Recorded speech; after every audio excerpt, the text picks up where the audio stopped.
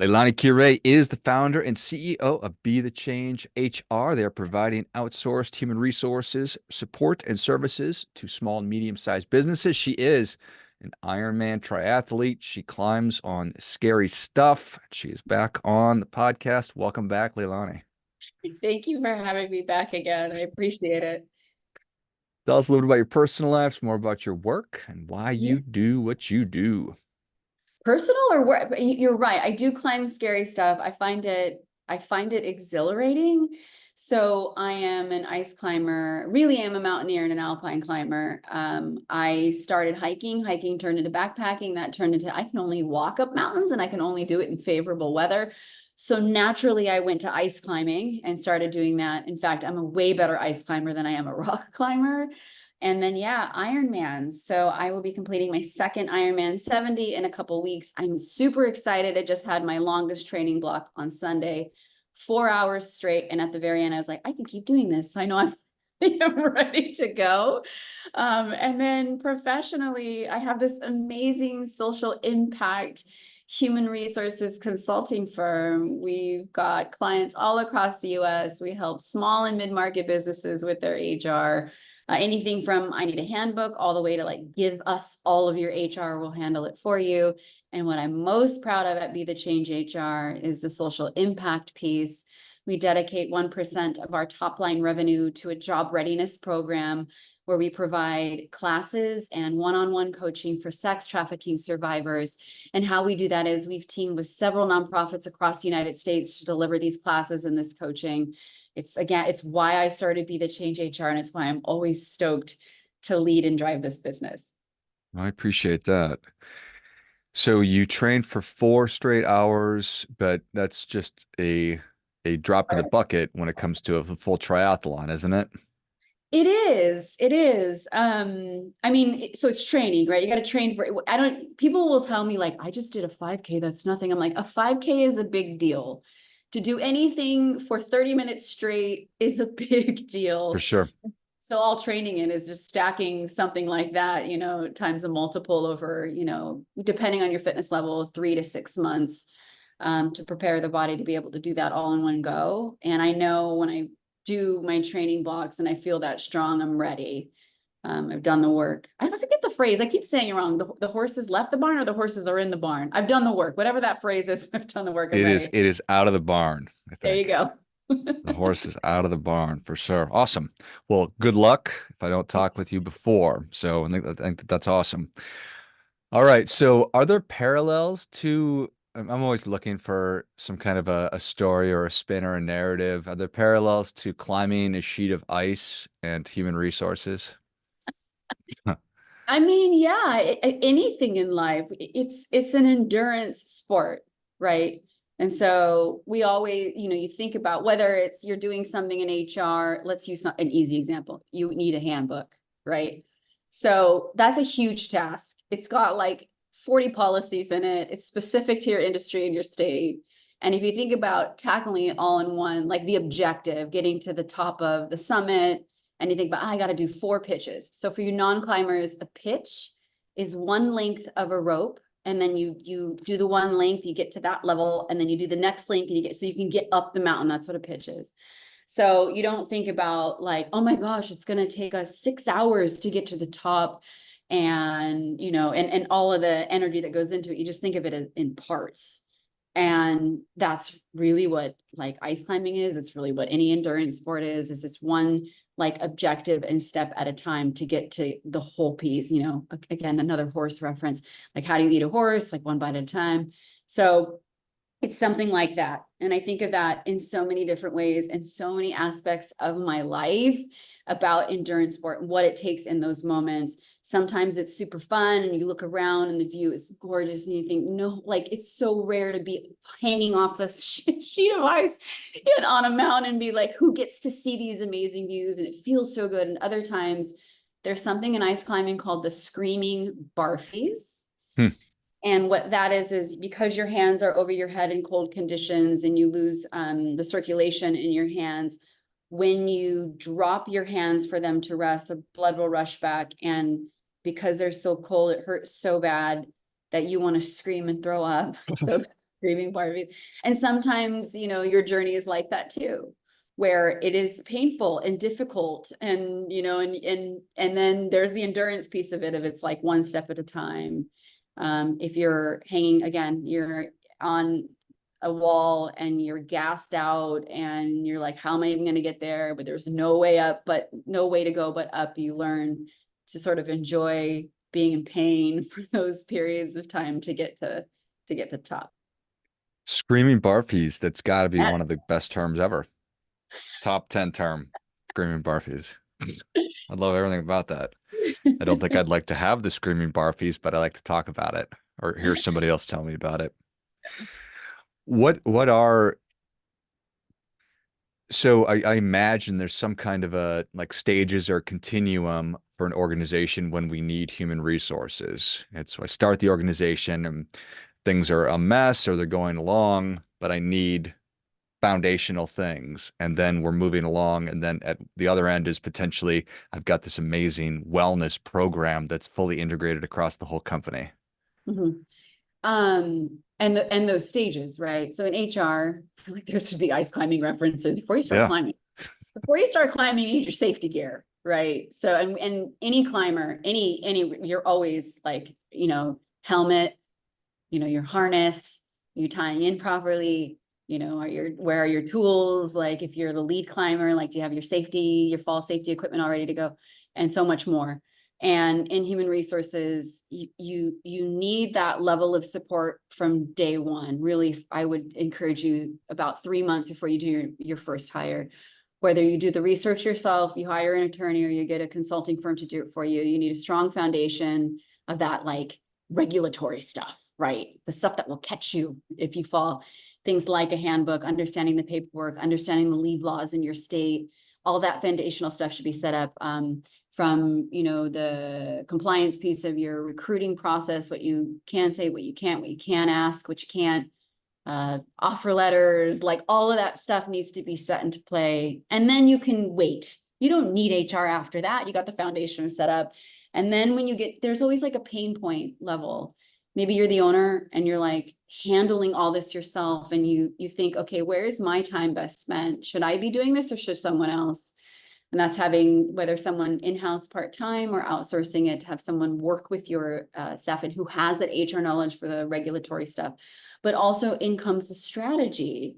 And that is, said simply, how am I going to create an amazing employee experience for the people who are here, so they're happy, so they're healthy, and at the end of the day, so they're productive for you, and so they stay.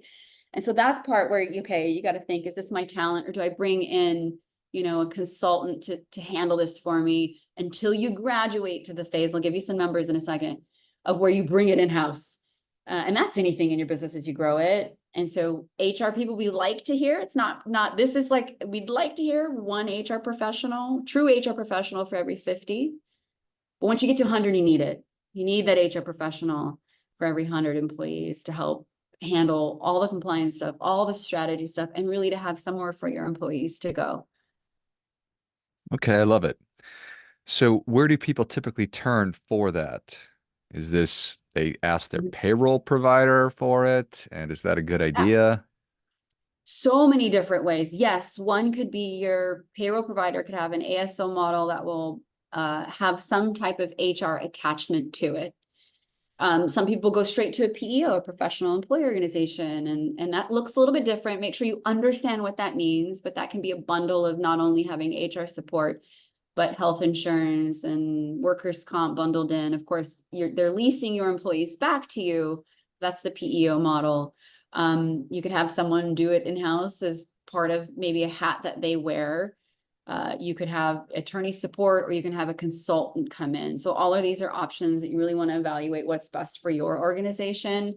I will say this, there in an ASO and some PEO models, not all, I always tell people who are evaluating, you realize that someone still has to push the buttons in order for it to work. So that's whether it's reaching out to the, you know, contact that you have at either of those organizations to handle the human resources, or prompting them for what you need. If you want more proactive support, you need to bring someone in-house, whether an employee or a consultant, that will like make sure you know, oh, there's a new law coming up on July 1st that raises the salary basis test in the United States. That is actually happening. Follow me on the socials. I have a whole video series coming out about it. But that's important. You need someone proactive so that you don't turn around and be like, I didn't know that, because that's never, unfortunately, that's not an excuse. Ignorance is not an excuse. No, Bummer. no, I Such, wish. such a bummer. Okay. So what are, for lack of a better term, projects, challenges that are your favorites to work on? Ooh, I've sort of hinted at it in many different ways, and that is a great organization who cares about their employees. I'll give you a head count, 50 or under. And they've made it so far for years without like any formal HR because they've been so healthy in that way. But all of a sudden they're like, I just don't know what I don't know. And I want to make sure that we are dotting our I's and crossing our T's. And so we have a proprietary tool. It's a HR program review, a deep dive assessment to let someone know, here's where you're at. But we don't do it in a way where it's like, look at all the terrible things that are going on. We actually have a weighted component just as equally important as telling them what's going right and what they're doing well. And so each bucket of HR from pre-hire to post-term comes in what's going well, what you've done well, things to think about for the future. And then of course, regulatory compliance issues or anything aligning with the business's goals that need to be thought about right now. And so that's one of my favorites, to get someone like, so everything's so visible. You're like, I know what I need to work on. Then we build an action plan for them off of that, where they want to work with us, they want to do it themselves. They have a roadmap of what's next. I think that that's great. In terms of creating, how do you feel about the word culture? I mean, it exists regardless if you want to ignore it or not, it's there in your organization. Yeah. And the stereotype or the meme on the internet is here's your culture, and it's a big table and a boardroom like full of pizza boxes, right? Yeah. It's like here we're doing culture right. When you hear culture right, talking about that less than 50 organization where people are engaged, is it easy to tell when a company has their culture right? Yeah. I mean, there's going to be markers of that and metrics, even if they're getting it right. Retention is a big one, or turnover, however you want to look at it. Are you keeping your employees? How long are they staying?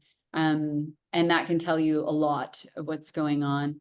Another one that is obvious is any type of claims that come through an organization, whether it's wage and hour or harassment, discrimination. Those are big ones, and you can tell that. But I get it. The idea of rewarding people with pizza. By the way, one of our inside jokes here at Be the Change HR is, does pineapple belong on pizza or not? Hmm. Just always makes me laugh. It's even in our deck when we present to people. But it's not enough to give someone some great break room food and give them a pizza party every once in a while. You really you need to know, first of all, what kind of culture you want to create and where you're lacking there. And then how do you do that in a meaningful way that your employees will feel appreciated and, dare I say, loved by you. And then I think after that, everything falls in line, but but it's not as easy as me just saying that, right? It's a lot in order to do that for your workforce. Do those seem like they might be obvious, or maybe not at all? Do most people know what kind of culture they want? And do most people, do they love and appreciate their employees? I always go back to the person and the leader, right? And what does their lens look like? What did their life look like, and where are they at right now? Because that's the most important piece. The person at the top is going to have the view of who is their workforce and what does it mean to them as a human being. And if you're the kind of person that's like, you know what, I pay you and you need to do that work. Okay. But you're going to have a certain type of culture with that. And you really need to be able to see around what that means. Or maybe it's way the other way and you're like so generous, you're giving away the company and overpaying people and giving too much and realizing, is that a piece of you too? And so, yes, culture is really important, but I think even more important than that is us as leaders understanding ourselves and how we view the world and our workforce, that's what's going to ultimately determine. And then if we need to make any changes, also go to therapy. Also, also good at therapy. I think that that's right. Yeah. What do you think about is I work in personal finance, or more appropriately, I do 401k plans for companies, and the term financial wellness has been in the ether now really seriously for probably 5 years or so. It's just financial literacy, now it's financial wellness, and I look around and I see this wellness term everywhere. How do you feel about that? What do you think about that? Oh, yeah, so we do events together, my team and I, and for our wellness event, we brought in a financial therapist. And we did some exercises around our thoughts and feelings and childhood memories of money and how that might shape, how we view it now. So I think it's important. I mean, obviously we need money, right? It fuels so many different things. We need to plan for it, but I also think it's important to understand your emotions around it and why we have the habits that we do in how we handle our money. And so I think it's important. And I think if this stuff isn't taught in school, I mean, I wish it was. Maybe balancing a checkbook, but that was probably about it. We don't even do that anymore. So, right. And so I think it's important to tack this on, besides being like, gotta save for retirement, because you got to save for retirement. If you can as an employer, or some places you have to. If you don't, then the state will take over. You need these types of retirement plans. And then for owners, if you don't, I mean, I'm sure they know from you, George Wood, if you don't, there are benefits for an owner themselves with these types of plans and saving for retirement. But I also like the component of the emotional aspect behind it and exploring that with your employees in a safe space. Yeah, I appreciate that. And then just wellness in general, do companies feel good about that? Like, do they feel like, and it's probably going to be kind of an obvious thing that each company is going to be different, but should we be providing information on diet and exercise and financial stuff and just all of it? Yeah, well, talking about a good culture, we talk about how we treat our employees. We're really looking at the whole person, right? Does that mean that you need to give everyone a life coach? No, that doesn't mean that you need to do that with everyone. But as employers, I think at the very minimum, providing the resources to be able to do that. Something you can do that's really inexpensive is an employee assistance program. It tacks on to health insurance. It generally will have a financial wellness component, some type of smoking cessation, something to have to do with health. Sometimes they will offer free counseling. Maybe you get 3 sessions or 12 sessions or something like that. But that's something you can do for your people. And if you have a safe enough environment for your employees, I would suggest bringing in practitioners who can talk about, let's say, mindfulness, not like meditation, like we don't have to get but mindfulness meditation and breathing exercises, how to stay calm, or the financial wellness I was talking about, or those types of things with your team can really bring everyone together. And I think it could be a very beautiful thing in supporting the whole person in the workplace. Yeah, big opportunity. Mhm. One more question. Does pineapple belong on pizza? My name is LeiLani. My family is from Maui. And I'm a huge fan of pineapple on pizza. My team is divided 50-50, very passionate about this. People I will say, bet. oh, it does not. But I like the salty and the sweet. And I even here in New York City, now that I live here, I still will get it, even if I get glares. Well, there it is. All right. Well, Leilani, thank you so much for coming back on. Where can people learn more about you? How can they engage with you? Yeah, BeTheChangeHR.com. And then if you scroll to the very bottom, you can sign up for our newsletter and you can see us on all socials. Please follow us. At the very least, find me on LinkedIn, connect with me. I'd love to see you. Excellent. Well, if you enjoyed this as much as I did, show Leilani your appreciation. Share today's show with a friend who also appreciates good ideas. Go to BeTheChangeHR.com. Check out the great resources that Leilani's been talking about, and then follow her on LinkedIn and keep tabs on all that she is doing, both the world of human resources and on the face of a frozen mountain, hopefully avoiding the screaming barfies and eating pineapple on pizza or whatever. Thanks again, Leilani. Thank you for having me. Till next time, remember, do your part by doing your best.